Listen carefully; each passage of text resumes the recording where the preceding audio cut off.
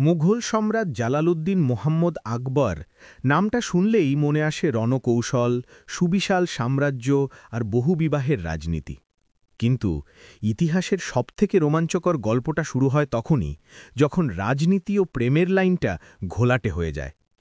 যোধাবাইয়ের সাথে তার প্রেম হয়তো সিনেমা বা উপন্যাসে অমর, কিন্তু আকবরের হৃদয়ের গোপন কক্ষে এমন এক নারী ছিল, যার জন্য তিনি নিজের জীবনের সবচেয়ে কঠিন সিদ্ধান্তটি নিয়েছিলেন। সেই প্রেম নিষিদ্ধ ছিল, কারণ তার সাথে জড়িয়ে ছিল দরবারের ক্ষমতা, ষড়যন্ত্র আর এক ভয়ঙ্কর পরিণতি। সে ছিল হারেমের এক সাধারণ যুবতী, কিন্তু তার রূপের জাদুতে মগ্ন হয়েছিলেন স্বয়ং সম্রাট। সেই প্রেম কাহিনী জানতে হলে আপনাকে আগ্রা দুর্গের দেওয়াল ভেদ করে প্রবেশ করতে হবে মুঘল রহস্যের আধারে। ১৫৬০ সালের আশেপাশে মুঘল দরবার তখন যেন এক জমজমাট নাট্যশালা। আকবর সদ্য কৈশোর পেরিয়েছেন, ক্ষমতা ধরে রাখতে লড়াই করছেন। এই সময়টায় তার ধাত্রীমা মাহাম আনাগা দরবার চালাতেন পর্দার আড়াল থেকে।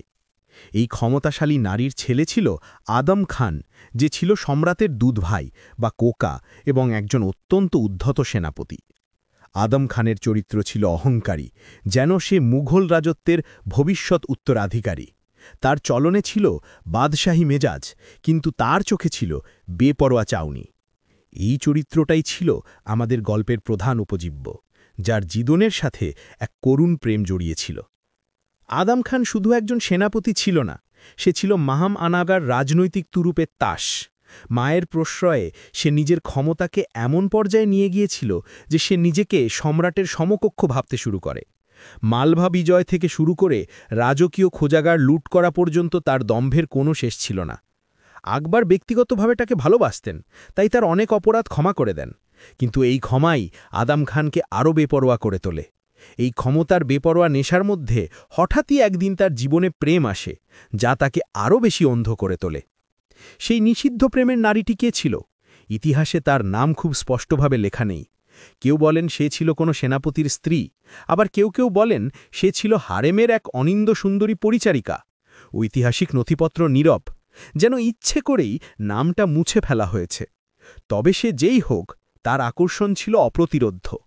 আদম খান তার প্রেমে এমনভাবে মত্ত হয়ে পড়েন যে রাজকীয় নিয়ম, সামাজিক মর্যাদা, এমনকি তার মায়ের রাজনৈতিক উচ্চাকাঙ্ক্ষাও তার কাছে তুচ্ছ হয়ে যায়। প্রেম, ক্ষমতা আর নিষিদ্ধের গন্ধ, এই তিনে মিলেই তৈরি হয়েছিল এক বিস্ফোরক পরিস্থিতি। আদম খানের এই বেপরোয়া প্রেম তখন আর কেবল ব্যক্তিগত আবেগ ছিল না, বরং তা পরিণত হয়েছিল ক্ষমতার খেলায়। আদম খান সেই নারীকে নিজের করে পেতে চেয়েছিলেন জোর করে, যা ছিল দরবারের প্রধান উজিরে আলা শামসুদ্দিন মোহাম্মদ আতগা খানের নীতির পরিপন্থী। আতগা খান ছিলেন বিচক্ষণ, ন্যায়পরায়ণ এবং সম্রাটের সত্যিকারের বন্ধু। তিনি বুঝতে পেরেছিলেন আদম খানের এই কাজ মুঘল দরবারের শৃঙ্খলা নষ্ট করবে। তাই আতগা খান এই নিষিদ্ধ সম্পর্কের বিরোধিতা করেন, যা আদম খানের অহংকারী চরিত্রে আগুন জ্বালিয়ে দেয়। ১৫৬২ সালের ১৬ই মে দিনটি ছিল মুঘল ইতিহাসের এক কালো অধ্যায়। আদম খান তার ক্ষমতার চরম অহংকারে অন্ধ হয়ে সরাসরি আগ্রা দুর্গের দিওয়ানি খাসে প্রবেশ করেন। সেখানে তিনি দেখেন আতগা খান তার কাজে মগ্ন। কোনো কথা নেই, বার্তা নেই, আদম খান তার কোমরের ছুরি বের করে নির্মমভাবে আতগা খানকে আঘাত করেন। আতগা খান তৎক্ষণাৎ মেঝেতে লুটিয়ে পড়েন। তার রক্তে ভিজে যায় সুবিচারের মঞ্চ, যা সম্রাট আকবরের জন্য ছিল চরম অপমান ও ক্ষমতাকে চ্যালেঞ্জ জানানোর শামিল। এই নৃশংস হত্যাকাণ্ডের খবর পৌঁছাতে দেরি হয়নি সম্রাটের কাছে। আকবর তখন ঘুমিয়েছিলেন। খবর শুনে তিনি ক্ষোভে ফেটে পড়েন। মাত্র ২০ বছরের যুবক সম্রাট, যার সামনে তার এক বন্ধুকে খুন করেছে আরেক প্রিয়জন, এটি আকবরের জন্য ছিল এক চরম ব্যক্তিগত আঘাত ও রাজনৈতিক পরীক্ষা। তিনি নিজের রাগ সামলাতে পারেননি। তিনি খালি পায়ে হাতে তরবারি নিয়ে ছুটে আসেন ঘটনাস্থলে। তার চোখ জ্বলছিল এক অদ্ভুত ক্রোধে। সেটা বিচারকের ক্রোধ নাকি বিশ্বাসঘাতকের বেদনা, তা বোঝা মুশকিল। আবেগ এবং কর্তব্য, এই দুয়ের কঠিন দ্বন্দ্বে আকবর বেছে নেন কর্তব্যকে। তিনি আদম খানকে নির্দেশ দিলেন, ওকে ধরে নিয়ে যাও এবং দুর্গের চূড়া থেকে ছুঁড়ে ফেলে দাও। মৃত্যুদণ্ডের এই আদেশ ছিল অত্যন্ত কঠিন, কারণ আদম খান ছিলেন তার কোকা, দুধ ভাই। কিন্তু একজন শাসকের জন্য ব্যক্তিগত আবেগের চেয়েও সাম্রাজ্যের শৃঙ্খলা রক্ষা করা বেশি জরুরি। এই ঘটনা আকবরকে প্রমাণ করে দেয় যে তার ক্ষমতাকে চ্যালেঞ্জ করার সাহস যেন আর কারো না হয়। আদম খানকে চূড়া থেকে ছুঁড়ে ফেলা হল।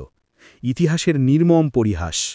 এক মুহূর্ত আগে যে ছিল অহংকারী সেনাপতি, সে এখন পাথরে মাটিতে ছিন্ন ভিন্ন। তবে প্রথম আঘাতেই তার মৃত্যু হল না, সে তখনও বেঁচে ছিল। আকবর তখন আদেশ দিলেন, যদি এখনও বেঁচে থাকে তাহলে ওকে আবার ছুঁড়ে ফেলো। দ্বিতীয়বার নিক্ষেপের পর সেই ঔদ্ধত্যপূর্ণ জীবনের হল করুণ সমাপ্তি। যে প্রেম, ক্ষমতা আর অহংকার তাকে অন্ধ করেছিল, তার ফল সে হাতে নাতে পেল। রাজকীয় বিচার এমন কঠিনই হয়। ছেলের এই করুণ পরিণতির খবর পৌঁছালো মহামানাগার কাছে। যে নারী পর্দার আড়াল থেকে মুঘল সাম্রাজ্যকে নিয়ন্ত্রণ করতেন, সেই ক্ষমতাশালী নারী তার ছেলের শোক সহ্য করতে পারলেন না। তিনি শোকে পাথর হয়ে গেলেন। আকবর নিজে তাকে দেখতে গিয়েছিলেন, কিন্তু শোকের গভীরতা এত বেশি ছিল যে ৪০ দিনের মধ্যে মহামানাগা এই পৃথিবী ছেড়ে চলে গেলেন। এই ঘটনা আকবরকে আরও বেশি নিঃসঙ্গ ও নির্মম করে তোলে। এই দুই মৃত্যু আকবরের জীবনের এক গভীর শূন্যতা। প্রশ্ন হল, কেন এই ঘটনাকে আকবরের নিষিদ্ধ প্রেম নামে ডাকা হল? কারণ মূল কাহিনীতে থাকা নারীটি এবং আদম খানের উদ্ধত্তের মাঝে ছিল এক অঘোষিত প্রেমের সম্পর্ক। কিন্তু রাজকীয় ঐতিহাসিকরা, বিশেষত আবুল ফাজাল, তার আকবর নামাতে এই ঘটনাকে কেবলই শৃঙ্খলা রক্ষা ও সুবিচার প্রতিষ্ঠার দৃষ্টিকোণ থেকে তুলে ধরেছেন। তারা ব্যক্তিগত প্রেমের ট্র্যাজেডিকে সম্পূর্ণ উপেক্ষা করে সম্রাটের মহত্বকেই ফোকাস করেছেন। এই নীরবতায় জন্ম দিয়েছে নানা লোককথা ও জনশ্রুতি। আকবরের চরিত্র এখানে বহুমাত্রিক। একদিকে তিনি কঠোর বিচারক, যিনি ব্যক্তিগত সম্পর্ককে তুচ্ছ করে ন্যায় প্রতিষ্ঠা করেন। অন্যদিকে তিনি একজন শোকাহত মানুষ, যিনি নিজের দুধ ভাই ও ধাত্রীমাকে হারিয়েছেন। এই ঘটনা তাকে পরিণত করে তোলে। তিনি বুঝতে পারেন সিংহাসনের ওজন অনেক বেশি, সেখানে কোনো ব্যক্তিগত দুর্বলতা বা আবেগের স্থান নেই। এই বিচারের পরই তিনি নিজের ওপর পূর্ণ নিয়ন্ত্রণ নিয়ে আসেন এবং শাসনভার সম্পূর্ণভাবে নিজের হাতে নেন। এই মৃত্যুদণ্ড কেবল আদম খানের জীবনের সমাপ্তি ছিল না, এটি ছিল মুঘল এম্পায়ারের পেটিকোট সরকারের চূড়ান্ত অবসান। মহামানাগা ও তার বোলগেত ক্ষমতা সম্পূর্ণভাবে বিলুপ্ত হল। আকবর প্রমাণ করলেন যে তার সাম্রাজ্যের রক্ত সম্পর্ক বা অতীত ঋণ কোনো কিছুই ন্যায় বিচারের ঊর্ধ্বে নয়। এই সিদ্ধান্তের পরই আকবর তার সুবিশাল সাম্রাজ্য ও ধর্মনিরপেক্ষ নীতির দিকে পূর্ণ মনোযোগ দেন, যা তাকে ইতিহাসে অমর করে তোলে। এই করুণ প্রেম কাহিনী শুধু রাজদরবারে চাপা ঠেকেনি, সাধারণ মানুষের মধ্যেও এর নানা রসালো সংস্করণ ছড়িয়ে পড়েছিল। লোকমুখে সেই নারীকে কেন্দ্র করে নানা গল্প তৈরি হয়। কেউ তাকে রাজস্থানের রাজকন্যা বলে মনে করে, আবার কেউ কেউ মনে করেন সে ছিল প্রেমের জন্য আত্মত্যাগী এক দাসী। এই লোককথাগুলোই প্রমাণ করে যে ইতিহাসে যা লেখা হয় না, মানুষ তা মনে রাখে নিজেদের মতো করে। এই রহস্য, এই চাপা আবেগই আকবরের চরিত্রকে আরও বেশি আকর্ষণীয় করে তুলেছে। সম্রাট আকবরের এই নিষিদ্ধ প্রেম আসলে প্রেম, ক্ষমতা ও ন্যায় বিচারের এক কঠিন পরীক্ষা। মুঘল সাম্রাজ্যের অন্যতম শক্তিশালী শাসক তার জীবন দিয়ে প্রমাণ করলেন যে একজন বাদশার জন্য ব্যক্তিগত আবেগ নয়, সাম্রাজ্যের বৃহত্তর কল্যাণই হল প্রথম বিবেচ্য। ইতিহাসের এই গোপন অধ্যায় আমাদের শেখায় যে সিংহাসনের আড়ালে থাকা মানুষটিও রক্তমাংসের আবেগ নিয়ে বেঁচে থাকে, কিন্তু রাজদণ্ড হাতে নিলে সেই আবেগ বিসর্জন দিতে হয়। এই ট্র্যাজেডি আকবরের শাসনকালকে আরও বেশি স্মরণীয় করে তুলেছে।